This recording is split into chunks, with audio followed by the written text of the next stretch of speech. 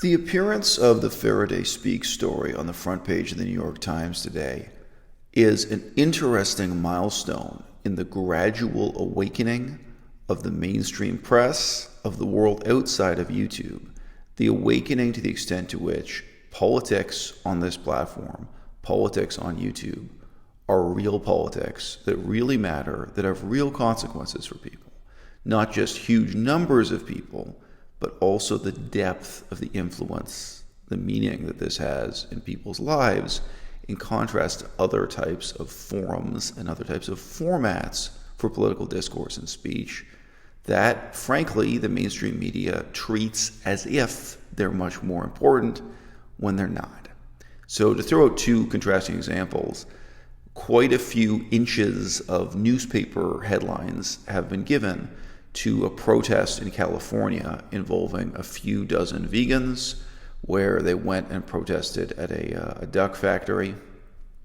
Okay, so that's an event that involves a few dozen people, maybe 100 people during a couple of hours, and where really no words of any meaning or depth are exchanged from either side. People shout slogans at a protest. People demonstrate in a very limited sense of the word. There's also a lot of press coverage for a current event being hosted by Turning Point USA. It's something like Turning Point USA Young Women's Leadership Conference. And at that event, they're boasting, absolutely boasting, about having 1,400 people attend in the audience. Now, aside from the fact that both of these numbers, whether it's 100 people at a protest in real life, at a demonstration, or 1,400 people at a rented venue standing in the audience, all of those numbers are tiny, even by YouTube channel standards, right? You wouldn't be considered a successful YouTube channel if you have only 1,400 viewers in a video. And yeah, by the way, this video you're watching right now is unlikely to get more than 1,400 viewers. I don't consider myself successful. But think about how shallow and really meaningless the form of engagement with politics is for somebody at a protest chanting a slogan, or for somebody standing in the audience participating in that very limited way that the members of the audience will participate at Turning Point USA. So I've said this many times on this channel, but if you think about the decade of the 1960s, famous for political radicalism and political activism, it's how it's remembered, rightly or wrongly. How did my own parents get drawn into extremism?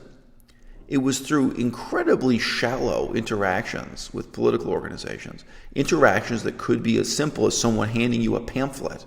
And before the internet, you had no ability to Google the people in that pamphlet. You had no ability to find out more about their background or what they represent politically. You could go to a library. You could, if there were books cited or referenced in the pamphlet, you could find out a little bit more.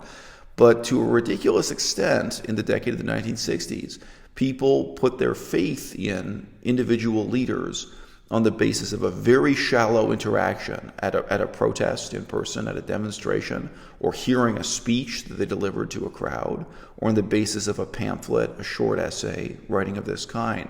And there was no moving beyond that shallow facade politically. So both of my parents, they were not moderate communists. They became absolute crazy extremists, and it destroyed their lives and it destroyed other people's lives. And keeping it all the way real, for probably the first 15 years of my life, it destroyed my life also. It had a lot of really negative impacts on me.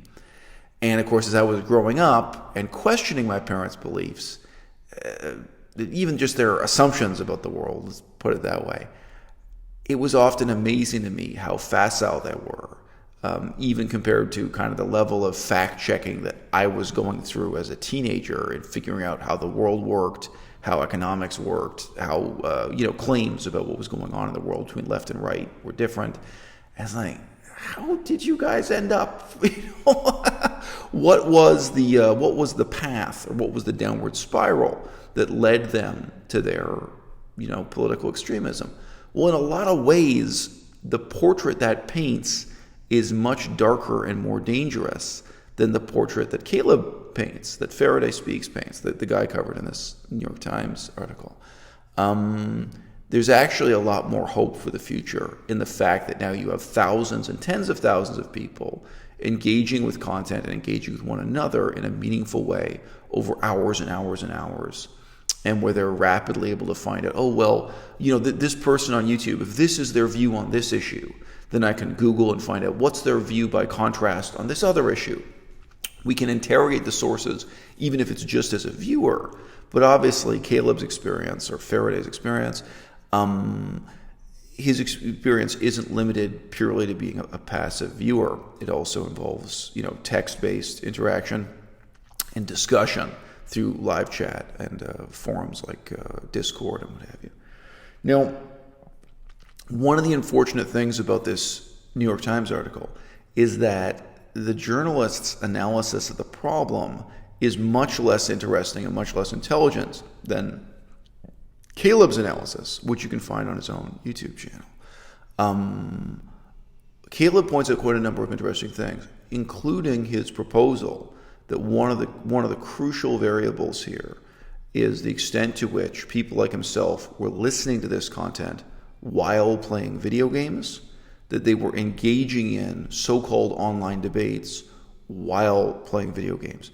That for him, it was a very strange mix of the passive and the active. He talks about the dopamine receptors, the sense of enjoyment, the sense of entertainment that this brings. I think he has some really interesting insights and analysis there that you will not find in this New York Times article at all. And again, that's very different from the crowd attending the conference hosted by Turning Points USA, or the small number of demonstrators participating in a vegan riot, put it that way, showing up and protesting at a slaughterhouse or something. The fact that this is political speech, political posturing, and the formation of moral opinions, the expressing one's own sense of ethical identity and ethical superiority over others, that this becomes for people a kind of entertainment supplemental to video games. That these are things they listen to while at least half distracted or half preoccupied with this very self-indulgent, very, very highly stimulative, just visually very stimulating form of entertainment. And they're not even side by side. One form of entertainment is kind of embedded in the other. And I noticed that, apart from the fact that the listeners in the audience may be playing video games while they're doing this, there are many political commentary channels now where what they're showing on screen is the commentator playing video games while talking about this. This is a very strange and interesting aspect that certainly didn't exist in any other period of political science.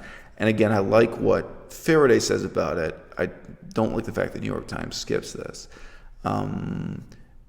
If you were to ask, what does this political leader mean to you?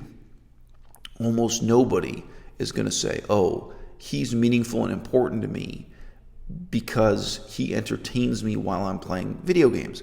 But that is very literally the relationship of leader to follower that a lot of people in this audience, get drawn into, and that's whether it's left wing, right wing, or in the middle. So, is there some comparison to the role of American radio talk show hosts in the golden age of people driving to work while listening to radio? I mean, I often wondered with something like Rush Limbaugh. Rush Limbaugh was a right-wing radio personality. Would anyone have really listened to this or taken it seriously or respected this guy's opinions if they were really paying attention to what this radio talk show host said? But people would listen to this type of political speech on radio, because it was really all political posturing and so on. They would listen to it while driving their cars. And that already puts the audience in a somewhat different relationship to the authority of the person speaking. In some ways more passive, and in some ways more active, perhaps.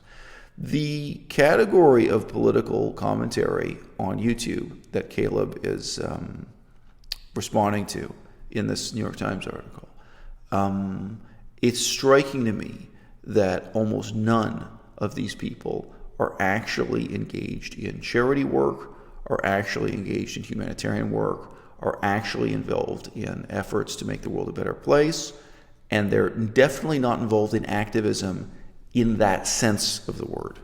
They're engaged in activism in a different sense, because no doubt engaging in conversations here on YouTube is activism in one sense of the word. Somebody like Lauren Southern is a surreal and instructive example. Lauren Southern, her first issue made her a little bit famous, was her defiance against feminist street protests. But you can then ask the question, and I think nobody does ask this question, what is Lauren Southern trying to accomplish? Does Lauren Southern actually want to help women? Does Lauren Southern actually want to help feminists? Like, is Lauren Southern actually trying to help, for example, women in Saudi Arabia, a society that really is oppressive and oppressive women? Or is she actually interested in accomplishing something positive for feminists in the Western world? You know, whatever that would be is hard to imagine. Lauren Southern moved on to her final work as a YouTube filmmaker before she decided to go back to university and try something else with her career. Was this really bizarre film series about white farm owners in South Africa. It's like, there's no way you can look at this corpus of work she created and think that she was sincerely involved in an attempt to help farmers. And these are farm owners. These are not the poor and landless farm workers. But it's not conceivable that what she's doing is actually part of a humanitarian effort or charitable effort to help farmers in South Africa. Now, I say this as someone who has experience with trying to help farmers in a poverty-stricken country in Southeast Asia, in Laos. I am not saying my efforts had any positive outcomes. In fact, I could talk about my experience with charity work entirely in terms of the negative outcomes it had. But nevertheless, there's something very meaningful and educational and instructional for me. There's instructional value for me in my going out and living with rice farmers in a poverty-stricken part of the world, and my doing the research and my learning their language and learning about wealth and poverty and, the role of government regulation in who gets to own the land and, who's cutting down the forest and why, and deforestation and ecological problems and farming. And, there's a whole fascinating little demi-monde about agricultural poverty and the emergence of people out of poverty through agriculture. People get rich through agriculture and deforestation, all that stuff too. My engagement with that was necessarily, put it this way. What Lauren Southern does is a lot more like being a movie star and is a lot less like humanitarian work or even humanitarian research. What she's done is created a kind of semi-fictional, semi-documentary movie in which she gets to play the starring role, rather than being sincerely engaged in actually helping people on a humanitarian basis or trying to learn things and teach things to her audience on a research basis. That is very, very different from my experience. Again, I was going to use the word humbling. I went into that. I was already humble to begin with before I got out in those rice farms. But certainly for someone like Lauren Southern, it would be very humbling for her to go out and have those experiences. And yeah, it's a topic for another video, but obviously there's a contrast here to my experience with veganism as a social and political movement too. How humbling that is, or how pathetic that is. I could say something in parallel here. So the New York Times coverage of Faraday Speaks, of Caleb's story, it is an interesting milestone in terms of the world outside YouTube recognizing the extent to which YouTube politics are real politics. They really matter. They have really deep impacts on people's lives. And it's a large number of people, especially compared to the number of people who participate in protests, street protests, or rallies, like, Turning Point USA rally, where people are attending at a conference center or even at a stadium. It's a large number of people, and it's tremendous depth and durability of engagement, many, many hours of listening and speaking in a way that those other types of political forums, they can't possibly compete with YouTube in that sense. And one reaction to that depth and magnitude of importance of what YouTube is and what it can be politically, I think what it inevitably will be politically, whether it's YouTube or another website that competes with YouTube. There's nothing special about YouTube. Some other video sharing website could start to take on the role in the future. At the very end of this article, the journalist suggests that Caleb was doing something wrong in jumping out of a right-wing YouTube rabbit hole, quote, only to jump into a left-wing YouTube rabbit hole, close quote. The journalist asked if Faraday would consider cutting back on his video intake altogether and rebuilding some of his offline relationships.